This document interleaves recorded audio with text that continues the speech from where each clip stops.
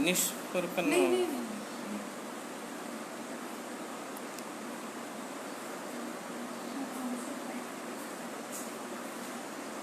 अभी इस पर लोग आएंगे, फिर जुड़ेंगे कुछ लोग।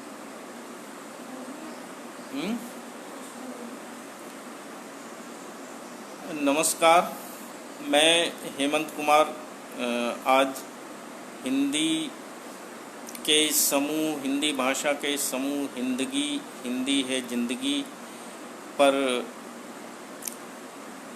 आपसे हिंदी बाल नाटक लेखन को लेकर कुछ बातें करने वाला हूँ।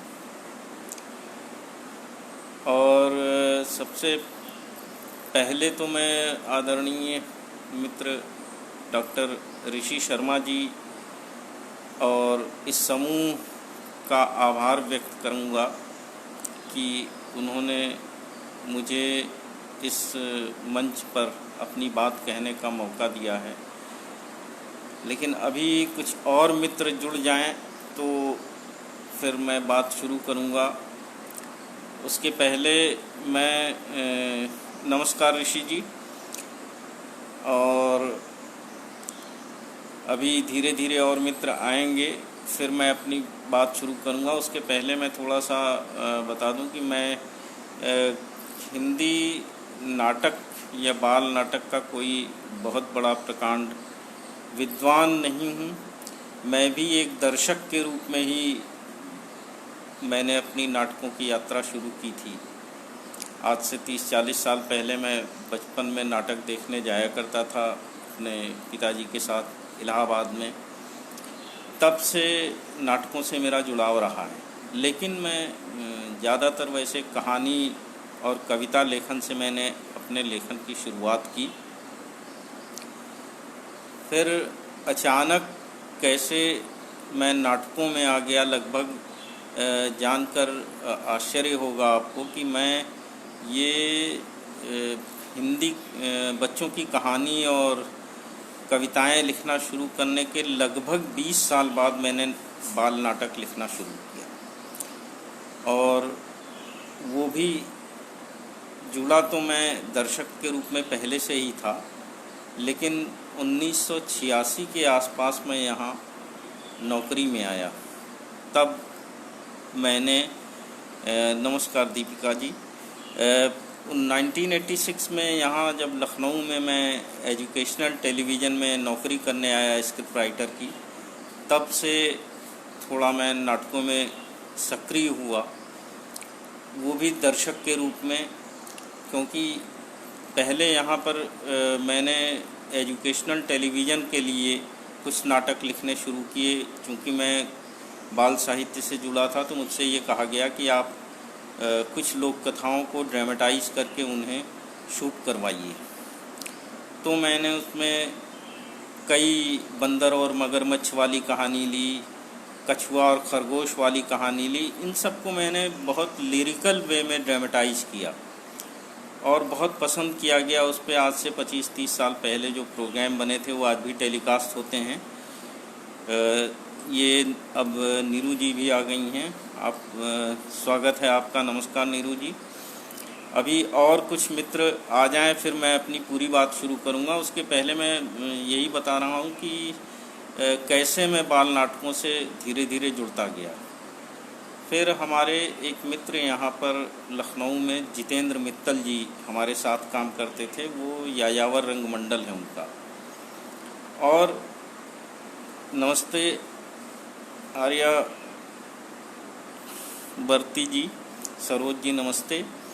ये यायावर रंगमंडल लखनऊ की बहुत इस्टेब्लिश और प्रतिष्ठित संस्था है और मुझको बच्चों का नाटक लिखना शुरू करवाने में उसका पूरा श्रेय मनु जी भी आ गए हैं। नमस्ते मनु जी।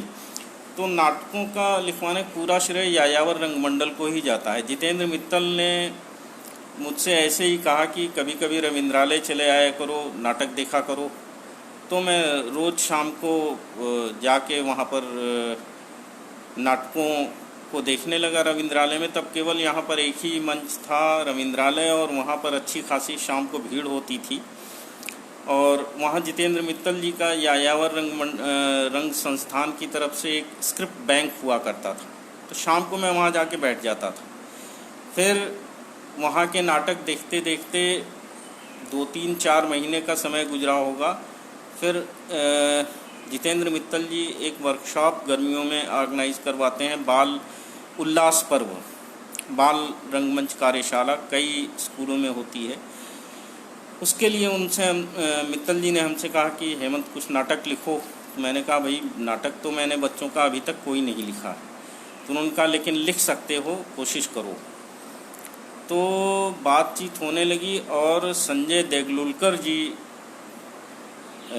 ये मंजरी जी भी आ गई हैं, विनीता पांडे जी भी आ गई हैं, आप सबको नमस्ते। तो उस समय संजय देगलुलकर जी से बात हुई और जितेंद्र मित्तल जी से, तो हमारे दिमाग में उन्होंने पूछा क्या लिख सकते हो, तो हमारे दिमाग में एक ऐसे ही बैठे बैठे खुराफाती कहानी आ गई कि अगर दुनिया में सब कुछ उल्टा पुल्टा हो जाए तो दुनिया उलट जाए, ऐसा कुछ नहीं। हमने ये कल्पना की कि हमारे समाज में कुछ ऐसा अगर उलट पुलट हो जाए कि महिलाओं का काम पुरुष करने लगें, पुरुषों का काम महिलाएं करने लगें, यानी कि देवेंद्र सर भी आ गए हैं, नमस्ते देवेंद्र सर। तो उसमें ये हुआ कि हमने ये परिकल्पना की कि घर का काम पुरुष करने लगेंगे और बाहर का काम महिलाएं, और अगर शादी होने जा रही है तो लड़के को लड़की वाले देखने आए, बारात लेके लड़की वाले आए, ये सब चीज़ें। और उसको लेके एक छोटा नाटक मैंने तैयार किया, उल्टी दुनिया। ये उल्टी दुनिया नाटक बहुत मज़ेदार था और हास्य नाटक एक तरह से था। वो मंचित हुआ संजय देगलुलकर जी के सानिध्य में, मतलब उनके निर्देशन में, और काफ़ी सफल रहा। फिर उसके बाद से धीरे धीरे नाटकों से, बाल नाटकों से मेरा जुड़ाव होता चला गया। फिर अगले साल मैंने और एक नाटक तैयार किया, कहानी तोते राजा की। ये गुरुदेव रवींद्रनाथ टैगोर की कहानी तोता पर आधारित है, इस पर डिस्कशन हुआ। अच्छा, एक ख़ास बात ये रही कि मेरे जितने भी अब तक नाटक मैंने लिखे हैं, लगभग 15-20 नाटक लिखे, ज़्यादातर मंचित हुए और ये वर्कशॉप मोड में ही मैंने तैयार किए। मतलब कि पहले मैंने स्टोरी लाइन जो है उसको, जो भी नाटक को निर्देशित करने वाले थे, जैसे तोते राजा की मोहम्मद हफीज़ यहाँ के बहुत प्रसिद्ध रंगकर्मी हैं, उन्होंने निर्देशित किया था। तो हफीज़ जी से पूरा पहले डिस्कशन हुआ, पूरा सीनों का, हर दृश्य का एक डिस्कशन हुआ। उस डिस्कशन के बाद फिर हफीज़ जी ने हमसे कहा कि कल से मैं ब्लॉकिंग और रिहर्सल शुरू करूँगा, आप 2-2 सीन हमको लिख के देते जाइए। ये था तो बहुत चुनौती का कार्य, लेकिन मैंने किया। मैं हर रोज़ रात में बैठ के 2 दृश्य लिखता था नाटक के, और नाटक का वो 2 दृश्य सुबह जाके कार्यशाला स्थल पर उनको देता था हफीज़ जी को। बच्चों के साथ उसकी ब्लॉकिंग होती थी, रिहर्सल होती थी, और उस पूरे दौर में मैं भी मौजूद रहता था वहाँ, रिहर्सल देखने के लिए, ब्लॉकिंग देखने के लिए, कैसे ये सब होता है। ये सब बातें मैं इसलिए बता रहा हूँ क्योंकि मुझे लगता है कि अगर नाटक बच्चों का लिखा जाना है तो वो बच्चों का नाटक अगर निर्देशक से या किसी मंच से जुड़े व्यक्ति से डिस्कस करके लिखा जाए तो वो ज़्यादा बेहतर होगा। और इस ढंग से धीरे धीरे मेरी रंग कर्म से जुड़ाव होता गया और हर साल मैं नाटक लिखने लगा बच्चों के वर्कशॉप के लिए। कभी कुछ स्कूल्स में डिमांड की गई, कुछ स्कूल के बच्चों ने मुझसे छोटे छोटे नाटक भी लिखवाए, जैसे पानी पानी कितना पानी, अभी वो संग्रह आने वाला भी है। तो देखिए, अब मैं मुख्य बात पर आता हूँ जिसके लिए ऋषि जी से भी बात हुई थी, डॉक्टर ऋषि शर्मा जी से भी, कि यहाँ मैं देखिए बाल रंगमंच या हिंदी बाल नाटक का इतिहास बताने या नाटकों के नाम गिनाने के लिए मैं नहीं बात कर रहा हूँ। मैं कुछ ऐसे बिंदु उठाना चाहता हूँ जो कि बाल नाटक में मौजूद हैं समस्याएं, और उनको लिखने के लिए बाल नाटक लेखकों को उस पर ध्यान देना होगा। तो सबसे पहली बात आती है जो हिंदी बाल नाट्य लेखन में समस्या आती है, वो आती है स्क्रिप्ट की। ये कहा जाता है कि अच्छी स्क्रिप्टें नहीं मिल रही हैं, अच्छे नाट्य आलेख नहीं हैं। ऐसा नहीं है, नाटक लिखे बहुत से जा रहे हैं और प्रकाशित भी हो रहे हैं, भंडार भी बढ़ता जा रहा है, प्रकाशित होके वो लाइब्रेरी में डंप भी होता जा रहा है, लेकिन मंचित नहीं हो रहा है। इसके पीछे सब कई कारण हैं। अगर उन कारणों पर हम थोड़ा सा ध्यान केंद्रित करें तो हिंदी बाल रंगमंच का भविष्य बहुत उज्जवल हो सकता है। तो अब मैं मूल मुद्दे पर आता हूँ कि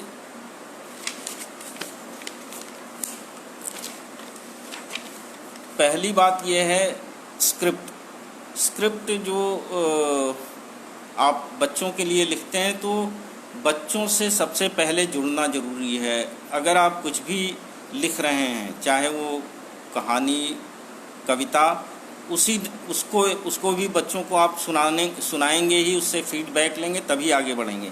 इसी तरह से बाल नाटक लिखने के लिए आपके लिए ये बहुत ज़रूरी है कि किसी भी बाल रंग संस्था से जुड़िए, बतौर दर्शक जुड़िए, बतौर समीक्षक जुड़िए और जाकर वहाँ देखिए।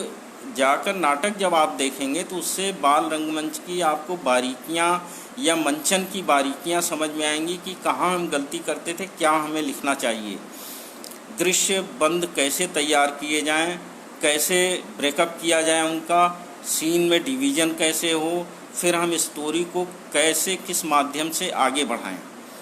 अब अक्सर क्या होता है कि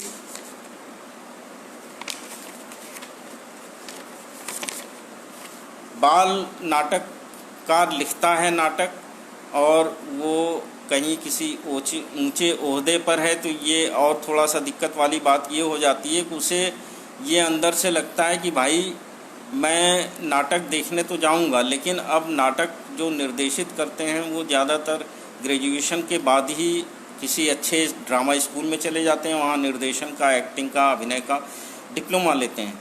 तो अब अगर एक कोई ऊंचे पोस्ट पर पदाधिकारी है, वो बाल नाटक लिखने के लिए सोचता है, तो उसको लगता है यार हम क्यों जाएं, वो एक डिप्लोमा होल्डर से हम डिस्कस करने जाएंगे, ये तो हमारी तौहीन होगी। ये बात दिमाग से निकालनी होगी।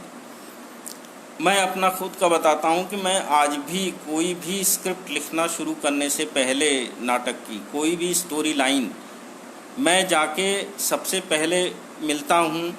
निर्देशक हमारे मित्र बहुत से हैं, जैसे मोहम्मद हफ़ीज़ साहब, ललित सिंह पोखरिया, जितेंद्र मित्तल जी और रोजी दुबे हैं, या ग्वालियर से जुड़ी हुई हैं गीतांजलि गिरेवाल। तो उन लोगों से मैं डिस्कस करता हूँ कि हाँ ये स्क्रिप्ट प्रोसीड की जा सकती है इस पर। तो वो लोग कहते हैं हाँ इसमें सीन डिवीज़न ये रखिए, आप इस ट्रैक पर लिखना शुरू करिए। तो मैं लिखना शुरू करता हूँ और वो नाटक मंचित होते हैं। तो पहली चीज़ आपको ये ध्यान में रखना होगा कि आप किसी रंगमंच की संस्था से जुड़ें बतौर दर्शक के रूप में, और जो भी आप लिखना चाह रहे हैं निसंकोच जाके उनसे डिस्कस करें। उससे आपको फ़ायदा भी होगा। फ़ायदा ये होगा कि आपको नाटक के दृश्य समझ में आएंगे, कैसे आपको लिखना है, कितने बड़े संवाद रखने हैं, कितना बड़ा आकार रखना है, ये सारी बातें आपको समझ में आएंगी। तब वो जो नाटक बनेगा आपका एक बेहतरीन नाटक बनेगा। इसी ढंग से एक और दिक्कत आती है बहुत सारे कारणों में कि अब दृश्य की समस्या, लोग लिखने का तरीका मैं बताता हूँ। उदाहरण के लिए एक सपोज़ करिए किसी को एक दृश्य लिखना है कि घने जंगल में कोई व्यक्ति खो गया है और वो रास्ता ढूंढ रहा है। अक्सर मैंने बड़े बड़े नाटककारों मतलब जो किताबें छपी हैं उनका मैं बता रहा हूँ, उसमें लिखा उन्होंने कि माधो घने जंगल, ये किसी पर्टिकुलर व्यक्ति का नहीं है, मैंने बनाया, लेकिन इसी ढंग से लोगों ने लिखा है एकदम कहानी स्टाइल में। माधो घने जंगल में चला जा रहा था, चारों ओर घने पेड़ थे, कुछ खूबसूरत फूल भी थे। अचानक वो एक दोराहे पर पहुंच गया, वो वहीं रुक गया और सोचने लगा कि किससे मदद लूँ। अब ब्रैकेट में फिर उन्होंने लिख दिया जंगल के बीच खड़ा होकर माधो सोच रहा है। किससे पूछूं, कहाँ जाऊं। अचानक उसे दूर एक आदमी जाता दिखाई पड़ा। तो ये तरीका कतई नहीं है नाटक लिखने का, ये तो आप कहानी लिख रहे हैं। होना ये चाहिए, क्या होना चाहिए, सिर्फ 2 लाइन में ये हो सकता है।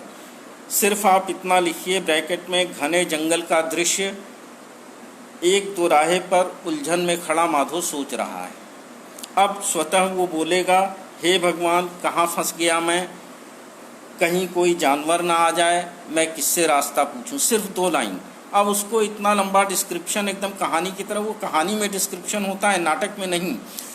नाटक की भाषा ही एकदम अलग होती है, मंच की भाषा एकदम अलग होती है, और बहुत सारी चीज़ें आपको छोड़नी पड़ती हैं निर्देशक के लिए, जो कि निर्देशक क्या चाहता है वो अपने हिसाब से करेगा। इसलिए बेहतर है कि पहले आप दर्शक के रूप में जुड़ें, फिर नाटक पर डिस्कशन करें, तब उसे लिखें। अब इसी ढंग से दूसरी समस्या क्या आती है, इसमें हिंदी बाल रंगमंच पर जो नाटक लिखे गए हैं उनको मंचन में समस्या क्या आती है, दृश्यों को लेकर।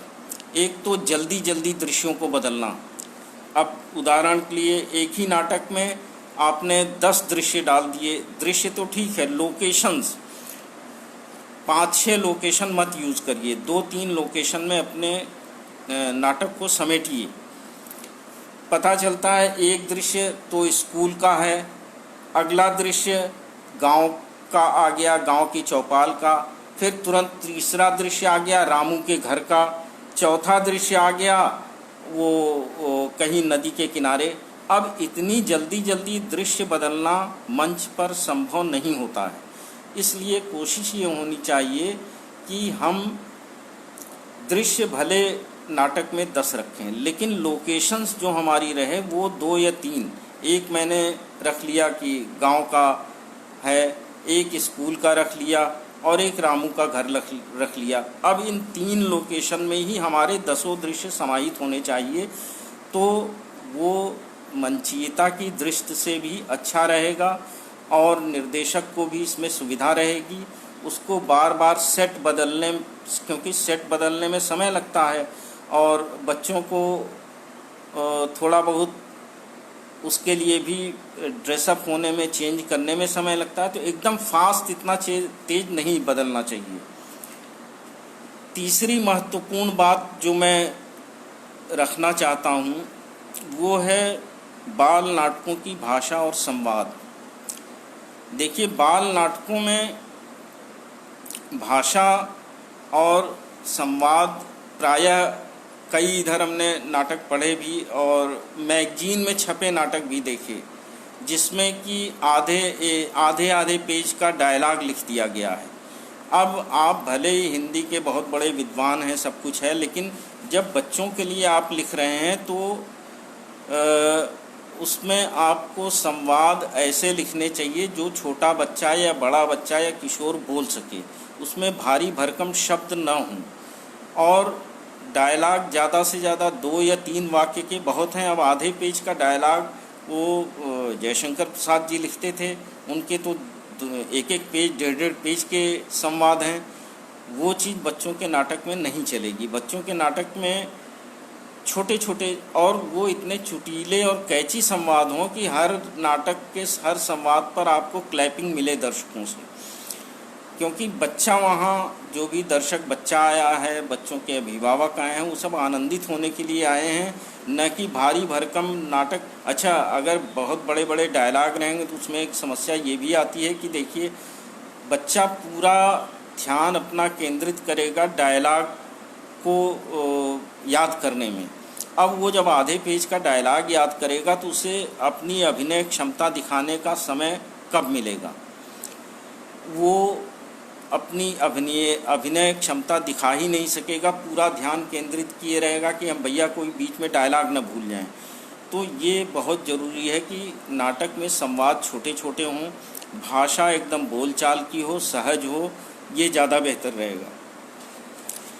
चौथी बात आती है वो है दर्शकों को लेकर कि ये जो दर्शक आपके ज़्यादातर बच्चे रहेंगे, बच्चों के अभिभावक रहेंगे, शिक्षक रहेंगे, तो वो लोग आते हैं, नाटक कोई भी देखने आता है, जैसे आप फिल्म देखने जाते हैं तो आनंद के लिए या वहाँ पर जाके थोड़ा मनोरंजन के लिए, न कि वहाँ पर भाषण सुनने या उपदेश सुनने या कोई शिक्षा ग्रहण करने। तो अगर नाटक में अपने आप कोई ऐसी बात निकल आती है जो शिक्षा के लिए ठीक है, जो आप संदेश दे सकते हैं, वो ठीक है, तो वो अच्छा रहेगा। लेकिन पर्टिकुलर आप ये अगर सोच के कि हाँ हमें इसमें ये संदेश देना ही है, इसको हमें इसमें लगाना ही है, तो नाटक बन नहीं पाएगा।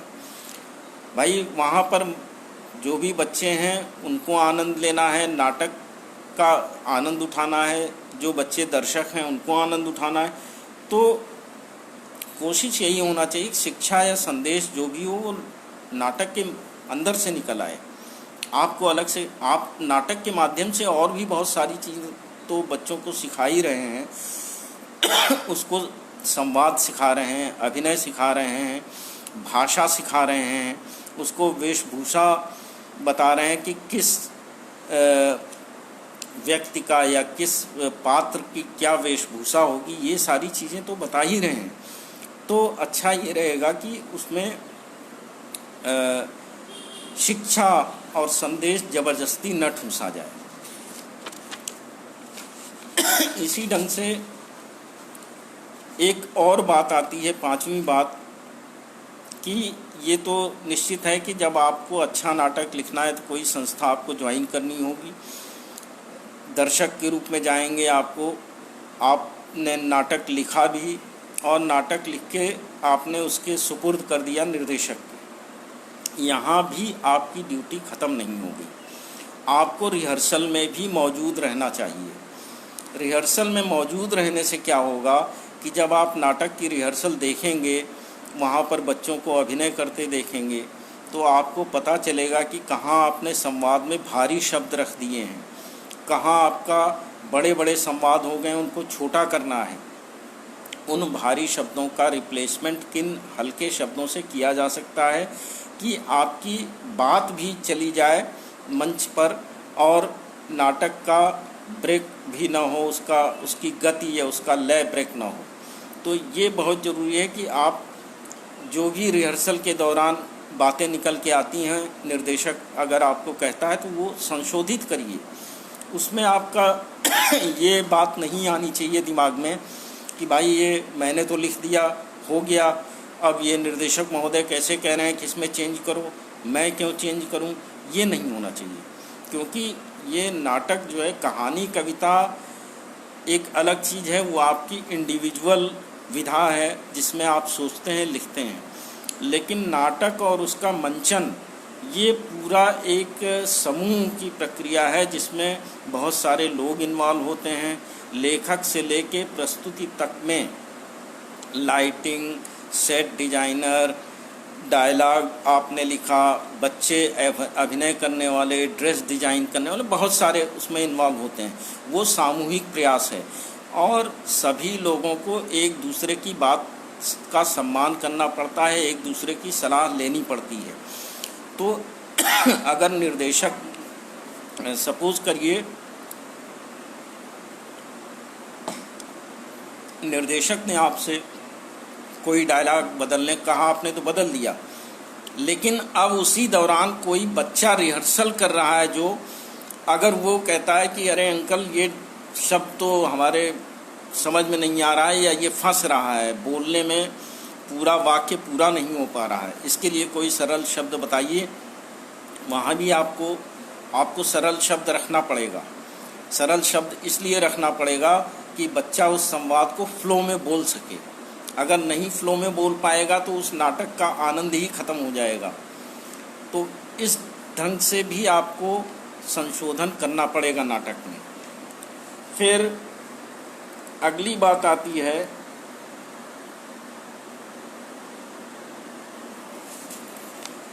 रिहर्सल अटेंड करने के बाद आपने उनको ये छूट दी कि वो उसमें संशोधन कर सकते हैं, परिवर्तन कर सकते हैं, परिमार्जन कर सकते हैं। इसके साथ ही आपको एक बात का और ध्यान रखना होगा। एक चीज़ हम लोग को पढ़ाई जाती थी, मतलब मैं चूँकि एजुकेशनल टेलीविज़न में शुरू में आया था तो 3 महीने की ट्रेनिंग पूना फिल्म इंस्टीट्यूट में हम लोगों की हुई थी। फीडबैक एक चीज़ होता है, फीडबैक वो तो हर विधा के लिए ज़रूरी है। आप बच्चों के साथ शेयर करें अपनी नाटक की स्क्रिप्ट, उनसे पढ़वाएं, संवाद पढ़वाएं। अगर आपको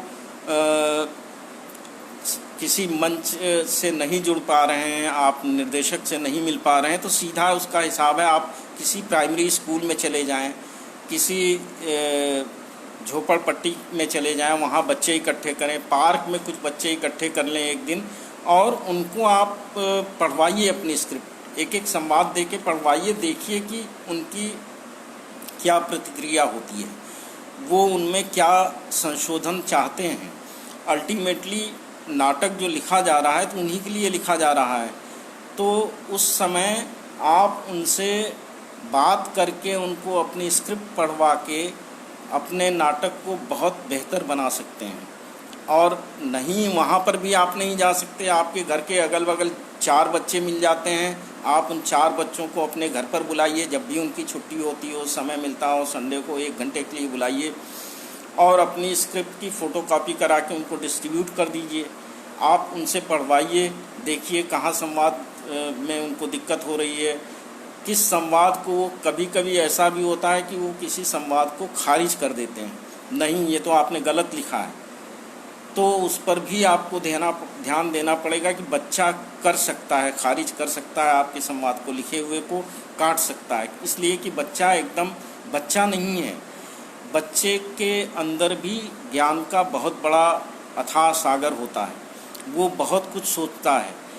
मैं आपको बच्चों के बारे में बताऊं, पहला नाटक जो उल्टी दुनिया जब हम लोग लिख रहे थे उस दौरान मैं 2 टाइम रिहर्सल होता था, दोनों टाइम जाता था। जितेंद्र मित्तल जी थे, संजय देगलुलकर जी और मैं। एक बच्चा 6-7 साल का वो कुछ शैतानी कर रहा था, बदमाशी, तो जितेंद्र मित्तल ने उसको बुलाया, बेटा ज़रा इधर सुनना। अब इतना सुनते ही वो मुड़ा और अजीब दृष्टि से हम लोगों की तरफ देखा, फिर आया जितेंद्र मित्तल की गोद में बैठ के रोने लगा। हम लोग एकदम स्तब्ध रह गए, इसको तो खाली इन्होंने बुलाया और ये बैठ के रो रहा है, क्या हुआ। तो हम लोगों ने उस समय उसको चुप कराया, फिर बहुत समझाने के बाद हमने पूछा हम लोगों ने उससे, क्या बात है बेटा, तो वो फिर रोने लगा, कहने लगा अंकल हमारे घर पर हमारे पापा ने तो कभी आज तक मुझे बेटा कह के बुलाया ही नहीं। अब सोचिए कितनी बड़ी बात उसने कही, कितनी बड़ी बात उसके मुंह से निकली कि उसके पिताजी ने आज तक 6-7 साल की उम्र हो गई उसकी, कभी बेटा कह के नहीं बुलाया। ये आज के समय की एक बहुत बड़ी समस्या है। इतना ज़्यादा माता पिता व्यस्त हो चुके हैं, वो डैड माम और इसकी जो कल्चर आ गई है उसमें बेटा बेटी जैसे शब्द खोते जा रहे हैं। तो ये कहने का मेरा मतलब, ये घटना बताने का मतलब सिर्फ ये है कि बच्चों के अंदर से भी बहुत सारी अच्छी चीज़ें हम लोगों को सीखने को मिलती हैं और बच्चों के माध्यम से उनसे उनके बीच अगर हम ये अपना रिहर्सल रखेंगे तो बहुत कुछ सीख सकते हैं। फिर एक और मैं बात कहना चाहूँगा कि अगर आप किसी विशेष परिस्थिति वाले बच्चों को, जैसे मूक बधिर या मानसिक बाधित बच्चों के लिए अगर नाटक लिखना चाह रहे हैं तो उसके लिए आपको बहुत मेहनत करनी पड़ेगी। उन बच्चों के साथ जाकर, उनके स्कूल में जाकर बहुत सारा समय बिताना पड़ेगा और उनके रहन सहन, उनके उठने बैठने का ढंग, बोलने का अंदाज, सबका अध्ययन करना पड़ेगा। मैंने एक नाटक मानसिक रूप से बाधित बच्चों के ऊपर लिखा है, नया तमाशा नई कहानी। इसके लिए मैंने 2 साल मेहनत की थी। मैं उनके स्कूल्स में गया, हम लोग शूटिंग करने जाते थे गांव के स्कूलों में, तो जो विशेष तरह के बच्चे रहते हैं उनके स्कूल में जाते थे और कई बार जाते थे। उनसे हम लोग बात करते थे, उनके बात करने का ढंग देखते थे, उनके साथ बैठ के किस्से कहानी उन्हें सुनाते थे, उनसे सुनते थे ताकि उनके बोलने का अंदाज़ मुझे पता चले। फिर मैं ऐसे बच्चों से पर्सनली जाके मिलता था। तब 2 साल की मेहनत के बाद मैंने ये नाटक, नया कहानी, नया तमाशा, ये लिखा मानसिक रूप से बाधित बच्चों के ऊपर। तो इन बच्चों के अभी एक उपन्यास आने वाला है, हमारे मित्र हैं प्रदीप सौरभ, उनका उपन्यास बच्चों को लेकर तो नहीं है, लेकिन वो मूक बधिर बच्चों और मूक बधिर व्यक्तियों पर केंद्रित है। तो मैंने जैसे ही सुना, मैंने कहा भाई इसके तो 3-4 दृश्य मैं निश्चित रूप से, इसका हो सकता है कुछ पोर्शन ही मैं ड्रामेटाइज करके नाटक बनाऊंगा। सहमत हो गए। अब देखिए कब तक उपन्यास आता है। तो ये भी एक महत्वपूर्ण चीज़ है। अच्छा, एक चीज़ और है, वो है बच्चों से जुड़ना। और इसके बाद फिर आता है कठपुतली नाटक को लेकर। इधर मैं देख ये रहा हूँ कि कठपुतली नाटक या पपेट शोज़, वो एकदम से एक बहुत अच्छा माध्यम है बच्चों के नाटक को प्रस्तुत करने का, बच्चों को संदेश देने का। वो इधर विलुप्त होता जा रहा है, बहुत कम रह गया है। मैंने तो अपने यहाँ एजुकेशनल टेलीविज़न में हम लोगों ने कठपुतली नाटक को लेकर बहुत सारे कठपुतली कार्यक्रम बनाए हैं, और ज़्यादातर की स्क्रिप्ट मैंने ही ड्रामेटाइज़ की थी। बहुत सारी लोक कथाओं को ड्रामेटाइज़ किया। और उस समय लखनऊ में यहाँ पर 3-4 पपेट करने वाले लोग थे। एक श्री BD गौड़ जी थे, वो अब नहीं रहे। प्रदीप नाथ त्रिपाठी जी अभी हैं, मेराज आलम जी यहाँ अभी मौजूद हैं। तो इन सब लोगों को लेके बहुत सारे हमने नाटक किए थे कठपुतली के। तो कठपुतली नाटक अगर आपको लिखना है तो उसके लिए आपको पपेट संचालित करने वाले ग्रुप से मिलना पड़ेगा, उनसे डिस्कशन करना पड़ेगा, क्योंकि पपेट माध्यम में भी उसकी अपनी लिमिटेशंस होती हैं। और उसके आधार पर आपको संवाद लिखने पड़ते हैं। उसमें एक्शन की गुंजाइश कम रहती, क्योंकि पपेट को एक सीमित दायरे में वो मूवमेंट करा सकते हैं। अच्छा, एक बात और होती है यहाँ, थोड़ा सा हमें लगता है ये जेंडर बायस वाली। अक्सर ऐसा होता है कि अगर नाट्य निर्देशक पुरुष है तो उससे तो कोई बहुत बड़ा विद्वान है, वो नाटक लिखना चाह रहा है, जाकर बात कर लेगा। लेकिन अगर कहीं पता चलता है कि हाँ ये एक महिला नाट्य निर्देशिका हैं, तो तुरंत वो, अरे ये निर्देशिका महिला हैं, अब इनसे यही रह गया है कि मैं जाके इनसे नाटक लिखना सीखूं, ये तो हमारे उसकी बात नहीं है। ये गलत है। मैं आपको बताऊं कि बहुत से अभी भी मंच पर महिला रंगकर्मी हैं जिन्होंने बहुत अच्छा, इस समय अगर फेसबुक रेगुलर आप लोग देखते हों तो एक मेरा मंच फेसबुक पर चल रहा है। ये गीतांजलि गिरेवाल यहाँ की ग्वालियर की अभिनेत्री और नाट्य निर्देशिका हैं। उन्होंने इतना बढ़िया मेरा मंच के माध्यम से किया है कि लगभग भारतवर्ष के हर रंगमंच से जुड़े बड़े बड़े नामचीन निर्देशकों का, बड़े बड़े एक्टर्स का, उनके अनुभवों को सुनवाया है दर्शकों को। और वो एक बहुत बड़ा काम है हिंदी नाटक के इतिहास में। इतना एक साथ जुड़ के इतने नाटककारों को जोड़ना बहुत बड़ी उपलब्धि होगी। शायद उसका डॉक्यूमेंटेशन होगा। तो वो एक, तो ये बात भी दिमाग में नहीं आनी चाहिए। चाहे वो आप जब नाटक अगर आपको डिस्कस करना है और महिला निर्देशिका है तो क्या हर्ज है, आप जाइए उनसे डिस्कस करिए, उससे आपके अहम को कोई ठेस नहीं पहुंचने वाली। तो ये कुछ तो बातें ऐसी हुई। इसके अलावा एक चीज़ मैं और कहना चाहूँगा, बहुत सारे ग्रुप्स हैं जो काम कर रहे हैं नाटक के मामले में। जैसे बेगूसराय का एक बाल रंगमंच है जिसे ऋषिकेश कुमार जी चलाते हैं। वो उसने हरिशंकर परसाई जी की कहानी को इंस्पेक्टर मातादीन चांद पर उसे ड्रामेटाइज़ किया और बहुत सारे शोज़ हुए, बहुत बढ़िया। और वो प्राइमरी स्कूलों के लिए काम कर रहे हैं, ज़्यादातर प्राथमिक स्कूलों में उन्होंने काम किया है। और ये नाटक जो इंस्पेक्टर मातादीन चांद पर, इसके तो बहुत सारे शोज़ हो चुके हैं। तो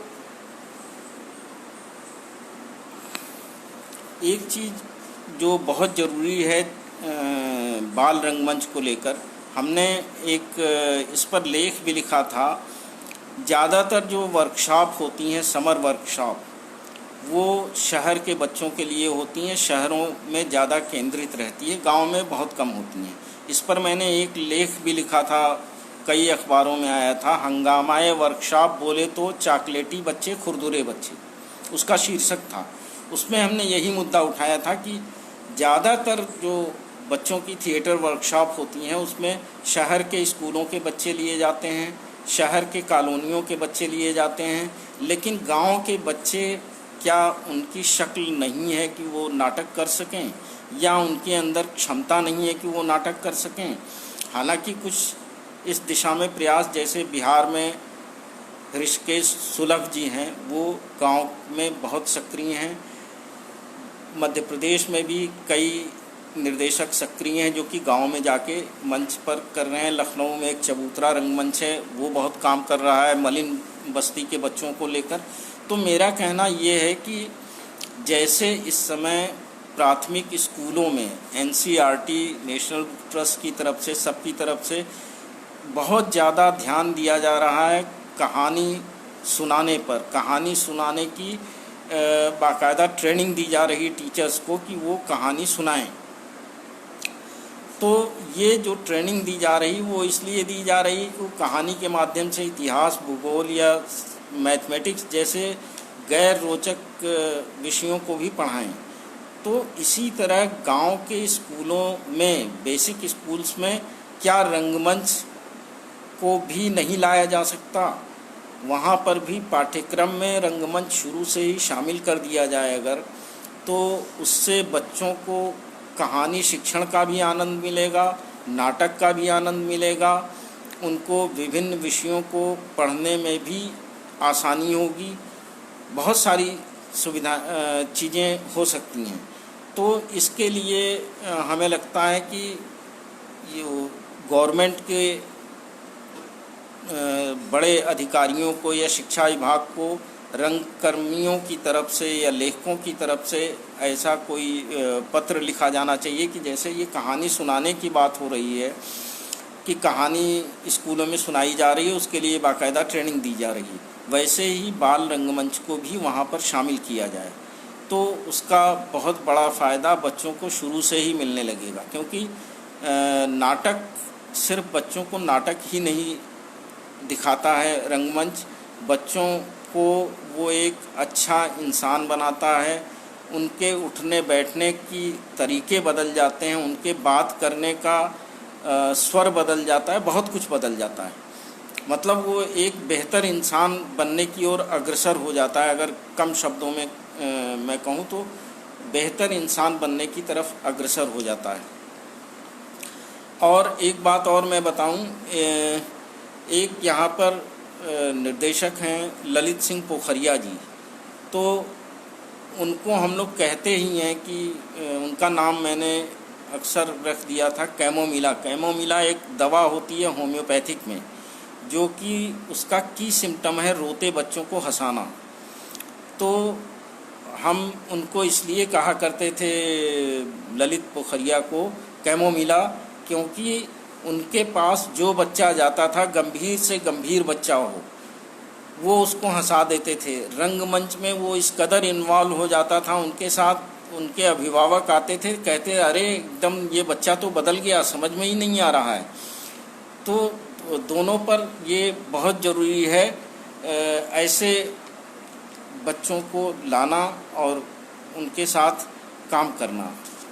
फिर एक चीज़ और, मैं एक दो बिंदु और रह गए हैं, वो मैं आपको बताना चाहता हूँ।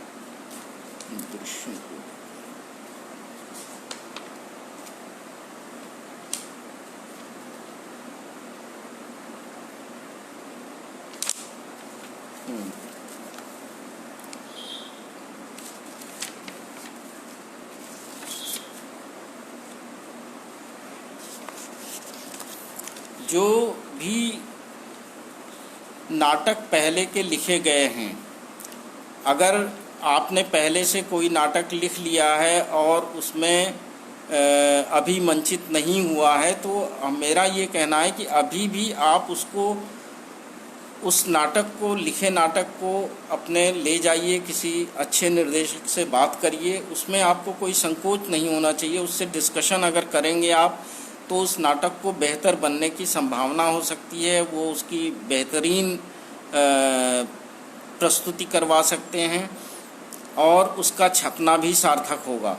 क्योंकि मैं अभी एक, मेरे पास नाटक संग्रह कहीं से आया था समीक्षा के लिए, और उसमें बड़े अच्छे कहना चाहिए शिक्षकों ने लिखा था, जिसमें से एक नाटक, एक शिक्षक थे, उन्होंने तो 2-3 नाटक लिखे, उनके 3 नाटक थे, बहुत अच्छे थे, लेकिन 2 और लोगों के नाटक थे, उसमें वही समस्या आई कि इतने बड़े बड़े संवाद, इतने बड़े बड़े भारी भरकम पैराग्राफ वाइज संवाद थे, भारी भरकम शब्द थे, और वो साफ साफ ये लिखा जा रहा था कि दिख रहा है कि वो नाटक लिखने के लिए लिखे गए हैं। खाली वो कहानी है, एक लंबी कहानी है जिसमें बीच बीच में उन्होंने डायलॉग लिखा है, तो उसके आगे उन्होंने नाम लिख दिए पात्रों के और वो नाटक हो गया। तो ऐसे नाटक नहीं होता है, ऐसे नाटक बन भी नहीं पाता है। उसका क्या होगा, आप लिखेंगे, लिखने के बाद वो किसी पत्रिका में छप भी सकता है, नहीं भी छप सकता है। आप पैसा दे के उसकी किताब छपवा सकते हैं, छपने के बाद उसका विमोचन करवा देंगे और अंततः वो फिर जाके डंप हो जाएगा किसी पुस्तकालय में। तो आज मैंने जो ये 4-5 महत्वपूर्ण बिंदु आपके सामने रखे हैं, पहला तो दृश्य वाली चीज़, दूसरी नाटक के मंच की समझ वाली चीज़, और तीसरी चीज़ आपको संवाद और भाषा, इस पर ध्यान देना है। तो आप बेहतर नाटक लिखने की तरफ अग्रसर हो सकेंगे। साथ में कुछ और चीज़ें मैंने जोड़ी, जो जैसे कठपुतली वाली समस्या, उस पर होना चाहिए काम, और स्कूलों में भी जाना चाहिए, नाटक का वहाँ मंचन शुरू होना चाहिए, इस पर भी काम होना चाहिए। तो ये अगर कुछ चीज़ें, अगर हमें लगता है कि बाल नाटक को लेके तैयारी की जाए तो बहुत कुछ किया जा सकता है। अच्छा, कुछ नाटकों का मैं यहाँ उल्लेख भी करना चाहूँगा जिसको कि पढ़ना चाहिए, जो अच्छे नाटक लिखे गए हैं। जैसे इनका प्रताप सहगल जी का है आओ खेलें एक कहानी और नकली दीवार, ये दोनों बहुत अच्छे नाटक हैं। छोटे छोटे संवाद हैं लेकिन बेहतरीन है, उनकी प्रस्तुति भी दिल्ली में हो चुकी है। केशव चंद्र वर्मा जी की बच्चों की कचहरी, और इनका दिव्यक रमेश जी का एक बहुत अच्छा नाटक है जिसका मैं यहाँ उल्लेख करना चाहूँगा, बल्लू हाथी का बालघर। ये मैंने पढ़ा था, हिंदी समय वेबसाइट है, उस पर अंतर्राष्ट्रीय विश्वविद्यालय वर्धा की वेबसाइट। बल्लू हाथी का बालघर, इसमें बहुत साधारण सी कहानी है। कई बार जो जानवरों की मीटिंग होती रहती है, वो मीटिंग चल रही है, उसी बीच एक कहीं से बहुत डरा हुआ बूढ़ा हाथी आके बैठ जाता है। तो उसमें कहीं से ये बात खरगोश ने उठाई थी कि भाई जब हम लोग चले जाते हैं अपना शिकार करने या काम पर, तो हमारे बच्चों को कौन देखेगा, उनको शिकारी लोग आके मार सकते हैं। तो वो जो बूढ़ा हाथी आया था वो इस बात के लिए तैयार हो जाता है कि मैं इनकी देख रेख करूँगा। और उसका एक, जैसे उसने कहा कि मैंने शहरों में देखा है कि जैसे शहरों में बालघर होते हैं वैसे यहाँ पर मैं बालघर, और बल्लू हाथी का बालघर बन गया। बहुत खूबसूरत नाटक, उसको कभी मौका लगे तो आप ज़रूर पढ़िए। इसी ढंग से इनका लक्ष्मी नारायण लाल जी का बंदर का खेल बहुत अच्छा नाटक है, उसको पढ़ना ही चाहिए। रेखा जैन जी का गणित देश, अप्सरा का तोता, दोनों ही अच्छे नाटक हैं। सर्वेश्वर दयाल सक्सेना जी का भोंगो खोखो, इन सब नाटकों का उल्लेख मैं यहाँ इसलिए सिर्फ कर रहा हूँ कि इनका एक मॉडल नाटक के रूप में उपयोग किया जा सकता है, जिसमें अगर आप लेखन की शुरुआत करने जा रहे हैं तो उसको पढ़ के भी आपको अंदाज़ा लग सकता है कि हम कैसे बच्चों के लिए नाटक लिखें। उसमें छोटे छोटे संवाद हैं, चुटीले संवाद हैं, मज़ेदार दृश्य हैं जिसमें बच्चों को हंसी भी आती है, बच्चों का मनोरंजन भी होता है और बच्चे पूरी तरह से आनंदित होते हैं। तो इस ढंग के अगर लेखन आप करेंगे बच्चों के लिए तो वो हमें लगता है उनका मंचन भी होगा और रंगमंच और हिंदी बाल नाटकों की दिशा में बहुत महत्वपूर्ण काम होगा। और अगर इस संबंध में आप लोग और भी कुछ जानना है तो पूछ सकते हैं, क्योंकि मुझे लगता है जो महत्वपूर्ण बात थी वो मैंने आप लोगों को बता दी है। और ऋषि शर्मा जी से मैं इजाज़त चाहूँगा कि इतना मैंने बताया। अब अगर कहें तो वक्तव्य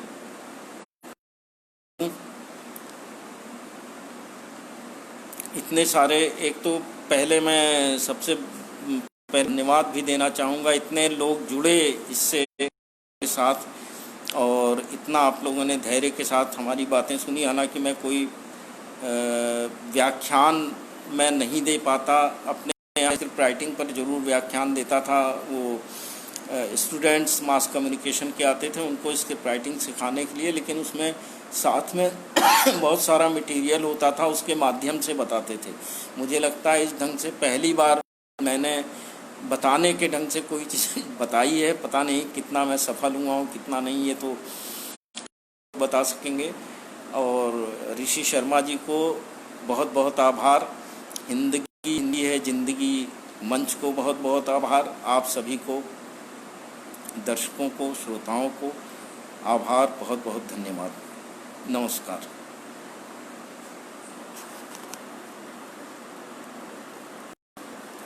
कट करना है, फिनिश कर दें।